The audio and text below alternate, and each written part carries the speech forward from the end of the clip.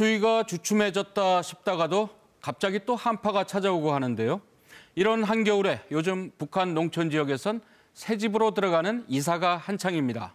네, 각지의 새 농촌 주택들이 완공되면서 이사와 집들이 행사가 이어지고 있는 건데요.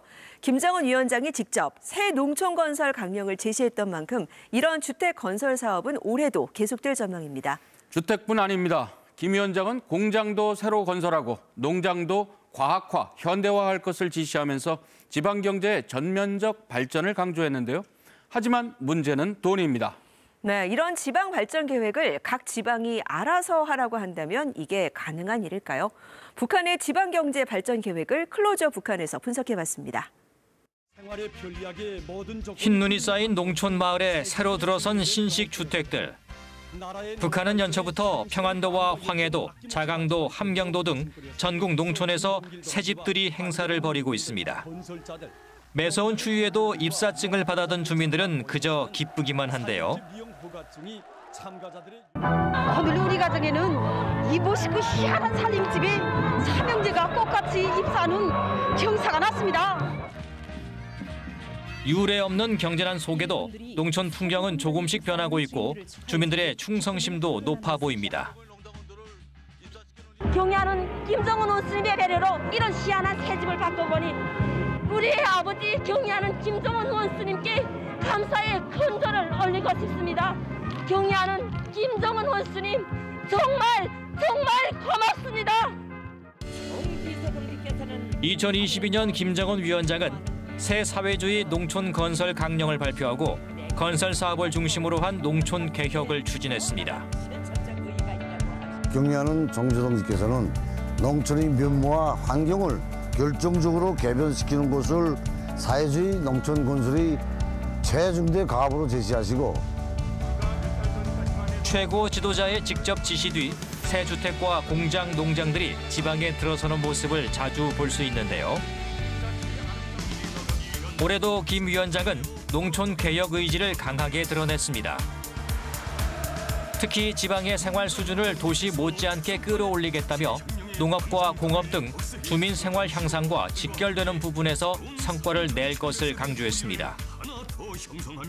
인민 생활에서 실제적인 변화를 가져오는 것을 우리 당이 제일 중시하고 품들여 추진하고 있는 정책적 과업으로 제기하였으며 각 지방 단위들에게 따라 배우라며 본보기로 내세우는 지역도 있습니다. 지방공업의 새로운 도약, 본보기적 실체.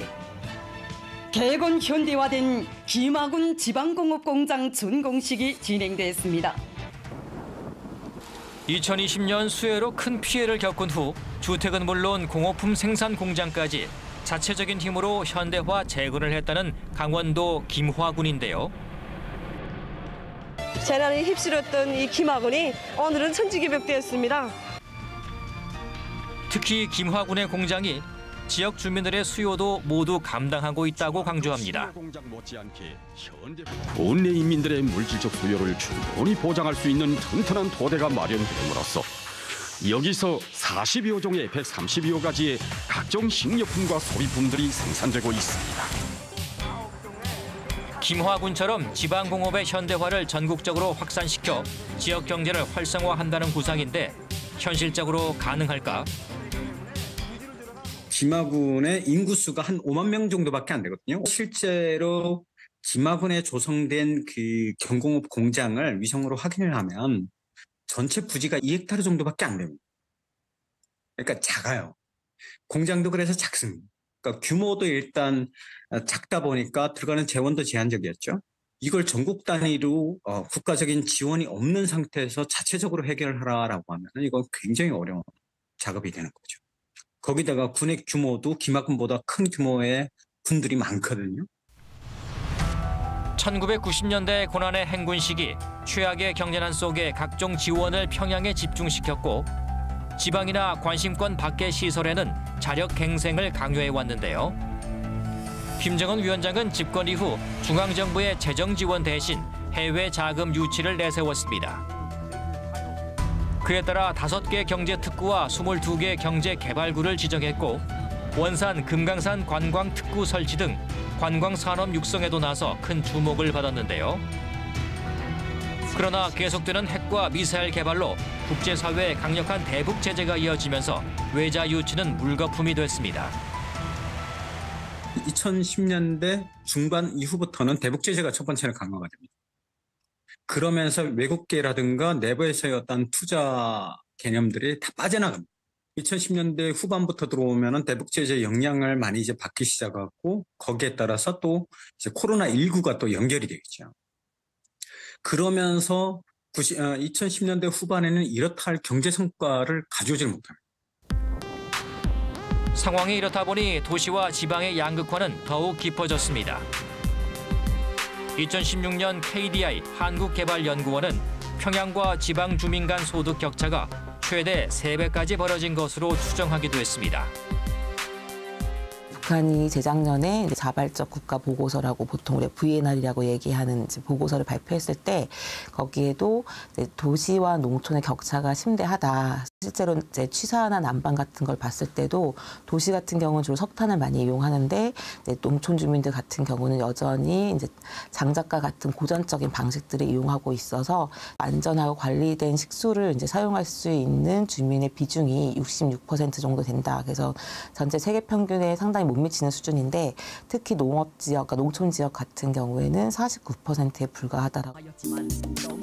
이런 현실을 잘 알고 있는 듯 김 위원장은 새 경제발전 5개년 계획을 발표하면서 다시 한번 농촌 등 지역 경제 발전에 주력하고 있지만 갈 길은 녹록지 않아 보입니다. 가시적인 성과로 내세우는 주택 건설만 봐도 북한 전역 3,400여 개 농촌 마을 모두를 대상으로 하기는 쉽지 않습니다. 남북한이 교류협력을 통해서 추진할 때 농촌 집을 건설을 할 때 한 세대당 들어가는 비용이 약 2천만 원 정도였습니다. 단순화시켜서 이걸 북한의 전체 그 농촌에 있는 가구 수를 곱하면은 답이 나오는데 여기가 남한 돈으로 50조 원 정도가 소요해요. 약 250만 가구거든요. 지금 이제 농촌 마을을 건설한 게 수천 세대도 안 되거든요, 사실. 그 수천 세대를 가지고 10년을 곱해도 수만 세대밖에 안 됩니다. 그러니까 굉장히 달성하기가 어렵지 않을까. 너무 어려운 작업입니다. 여기에 실질적인 주민 생활 향상으로 이어질지도 의문입니다. 사실 주택이라고 하는 게 건물만 올리는 것들이 아니라 사실 주택을 개발하거나 주택을 짓는다고 하면 상하시설 같은 인프라 구축이 사실 선행이 돼야 실제로 그 주택을 활용할 때 편리함을 가져갈 수도 있고 또 재원 낭비가 안 될 수 있는 거거든요. 실제로 그걸 누려야 돼 주민들 같은 경우는 그걸 누릴 수 있는 그러니까 접근할 수 있는 주민들이 굉장히 한정됐다라고 하는 부분들이 좀 문제가 됐던 것 같고. 지방 공장에서 생산되는 된장, 간장, 비누의 질까지 챙기며 간부들의 분발을 촉구하고 있는 김정은 위원장. 기대만큼의 성과를 거두지 못하자 간부들을 다그치는 겁니다. 하지만 농촌과 지방 경제를 키울 수 있는 가장 손쉬운 방법은 개혁 개방과 시스템의 변화라는 게 공통적인 의견입니다. 베트남이나 그다음에 중국 같은 경우에는 사실 사회주의라고 하지만 관리 시스템은 자본화가 돼 있거든요. 근데 북한은 여전히 사회주의적 양식을 관리 체계를 가지고 있습니다. 여기에서 벗어나지 않는 이상에는 어떤 룰 모델도 사실 성공하기 힘들다.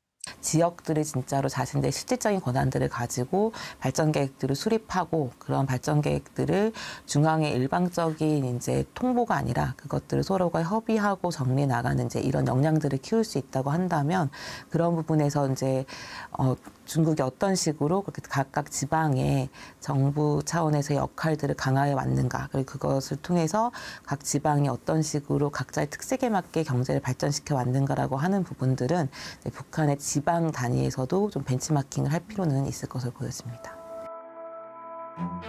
평양과 대도시는 물론 농촌과 지방도 함께 발전시키겠다는 김정은 위원장의 정책 의지는 나름 확고하다는 평가입니다.